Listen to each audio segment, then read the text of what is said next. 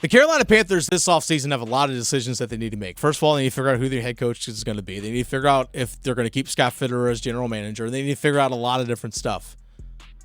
But whomever that person is in charge of personnel needs to identify who the core players of this team are when it comes to the Panthers. Who are the core guys?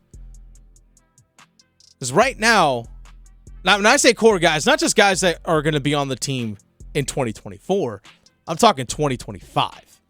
So not just next year, but the year after. I think this team is really at least a couple years away from any sort of playoff contention. There's a lot of things that this franchise needs to fix. But I'm looking through the roster of what this team has right now. So I'm going to go through both sides of the ball, offense, defense.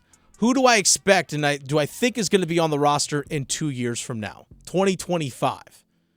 All right, looking at quarterback, you hope Bryce Young, right? You traded all that draft capital to move up number one. You hope it's Bryce Young, right? So let's go after outside of Bryce Young. Now, here's one thing I am going to take into consideration: contracts. You have to take into consideration current contracts for players. I expect Ike Ekwonu to be on the team in 2025. He's going to be in the fourth year of his rookie contract. He might be a guard. If he'd realize, you know what, he can't do it at left tackle, maybe he moves inside to guard and ends up being a top-end Pro Bowl level guard. Fine. Totally okay with that. 100% fine when it comes to that. So I'll definitely say Ike Ekwonu for sure. Now, the contract situation when it comes to Taylor Moton and the extension that he had signed and stuff this offseason, Taylor Moton might not be on the roster just because of salary cap and things along those lines. He's going to have to restructure his contract, but I hope Taylor Moton is on the team in 2025. Jonathan Mingo. So that's quarterback, that's offensive line. Let's get into some of the skill guys. Jonathan Mingo is going to be in the third year of his rookie contract. I expect him to still be on the roster.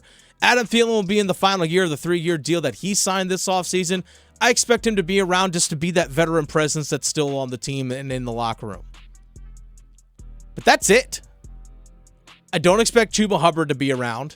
I just don't, because he's going to be 6 years into the NFL, and I will say this, like, Chuba Hubbard is a good number 2 back, but those guys you can find in the NFL draft. They found Hubbard in the 4th round, right? They found Chuba Hubbard in the 4th round, so guess what? You can just find another guy like that. So I don't anticipate Chuba Hubbard being around. If they kept him, fine, if he's your number 2 back, but again, I'm not going to sit there and say this guy needs to be on the roster. None of the tight ends give me any sort of hope. Tommy Tremble, Ian Thomas, Hayden Hurst, I don't anticipate being here as well either. That's it. So you're looking at the offensive side of the ball. I'm looking at Bryce Young, Taylor Moton, Ike Ekwonu, Mingo, maybe Hubbard, Thielen. 6 guys? 6? That's it? 6?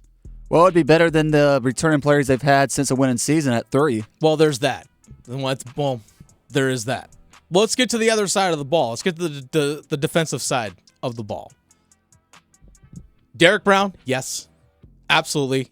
I hope and want this guy on the roster. Absolutely. Derrick Brown in 2025. I hope Brian Burns too. I really hope so. Now, I also want to see Brian Burns take his play to the next level. I want to see him be more disruptive. I want to see him get more than one strip sack. He is the only one that this team has all season. One strip sack, and it came in the 3rd play of the very first game on the road against Atlanta, where he stripped Desmond Ridder on a sack on a 3rd down play. Now, Ridder recovered the fumble, but nonetheless, that's the only time that Carolina has sacked the quarterback and stripped the quarterback at the same time and forced a fumble. That's it. Only once this whole season. I want to see more production from Brian Burns. If you want to be paid like a top guy, you need to play like a top guy. And he hasn't been that consistently enough this season. But Derrick Brown, Brian Burns, I would absolutely expect to see. Now, some other guys, again, I'm taking into consideration contracts here, okay? Now, DJ Johnson, the rookie that they drafted out of Oregon in the 3rd round this past year, he's going to be in the 3rd year of his rookie contract. He's probably going to be around just because he's in the 3rd year of his rookie contract. He's not very expensive. Now, Amari Barno is going to be in the 4th year of his rookie contract. He was a 6th-round pick. He's really good on special teams. I expect to see him on the roster in 2025. Those guys are worth keeping around just because of the dollars and all that kind of stuff. Because guess what? If Carolina wants to get some top free agents into their franchise, they're going to have to probably pay a little bit more than some other teams. They're probably going to have to overpay to get guys to come right now. And you know what? That means you got to supplement with guys still on rookie contracts, and Barno and DJ Johnson fit that bill. Now, when it comes to off-ball linebacker, I really hope Frankie Louvu is still on this team. He's 27, going to be 28 years old soon. That guy's all over the place. He can play up along the line of scrimmage. He's good in coverage. He's just an overall, just a really, really good football player. And I guarantee you, if he hits the open market this offseason, dude is going to get snatched up real quick. He's going to be a good addition for a team. Oh, any team in the NFL would love that guy. Any team in the NFL. The way that he has developed during the course of his career, from early in his career, undrafted, special teamer, just the way he's worked and developed over time, and he's a really, really good football player. Yeah, Frankie Louvu, definitely want to keep that guy.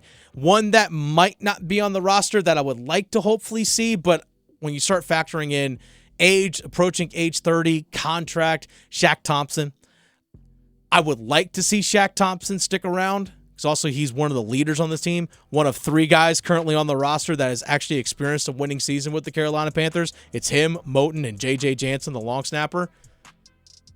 I hope that he is around, but I can see a situation where he won't be on the Carolina Panthers unless, again, he restructures his contract because of the cap hit that he has coming up in 2025, or actually, yeah, after this upcoming season in 2024. I anticipate he's not going to be on the roster, though I would like to see him still with the team. Even though he's going to have probably a diminished role, still would like to see him around. So we got Brown, we've got Burns, Johnson, and Barno just because of their contracts, Louvu, hopefully Thompson, but I don't see it.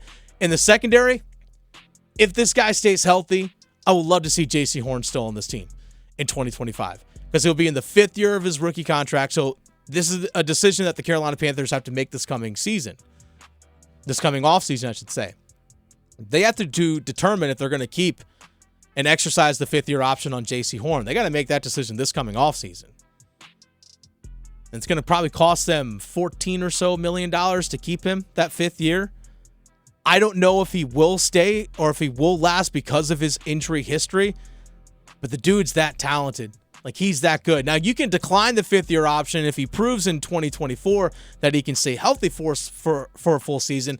Then you can sign him to a contract extension. So you still have that ability, but his talent is all worldly. I mean, gosh, yesterday he had a beautiful pass breakup against Chris Olave yesterday on a pass deep down the right sideline. I think it was actually in the end zone if I remember correctly. But he's that good. But he constantly gets hurt. Like, injuries find that guy. I remember how hesitant Chris Lee was back when he first got signed in this offseason. Or not hesitant. Hesitant's not the right word, but how Chris Lee addressed J.C. Horn. Oh, J.C. Horn, yeah. How Lee addressed if he could stay healthy, yeah, it's a great addition, but, I mean, he's always had the injury bug kind of follow him around throughout his career. Oh, yeah. Injury bugs have fallen. Yeah, and I've called him injury prone, unfortunately, for years. I hate you putting that label on somebody, but even the freak stuff, like, remember last season he was in on a tackle and Jeremy Chin comes up and makes a tackle along with them and he ends up breaking his arm. It's a freak thing, but the freak things still end up finding him as well. So outside of that, I don't anticipate Dante Jackson being on this team in 2 years because of contract stuff. I'm not sure about Xavier Woods and Von Bell if they're going to be on the team, because those guys I think teams can get out of that contract after this upcoming year. After 2024. So, and then Jeremy Chin, speaking of him, I would love to see Jeremy Chin on this roster in 2024 or in 2025. I just don't see it because guess what? You've had since this past offseason to sign him to an extension. You haven't done it. And in Evero's defense, the guy's playing oftentimes less than 50% of the snaps. Like, this guy was awesome as a rookie and has been a really, really good player for this franchise. And I know Panthers fans really love him. I want this guy on this team. And unless they get a new defensive system, I see that guy totally going somewhere else because guess what? a lot of other teams out there can use him in a lot of different ways because he can be that kind of hybrid safety linebacker, plays up in the box type role, and Carolina really doesn't use him a whole lot in that regard. So that's it. So rolling through, like Bryce Young, Mingo, Moton, Aquanu, Thielen, Burns, Brown, Luvu, maybe Horn, and then maybe some of the other guys like Amari Barno and DJ Johnson because of their contracts and stuff. That's really it. If everything goes well, that's about 13. Maybe. 13 maybe. Maybe. It's not looking good for the future of the Carolina Panthers right now. There's a lot of things that they need to overhaul.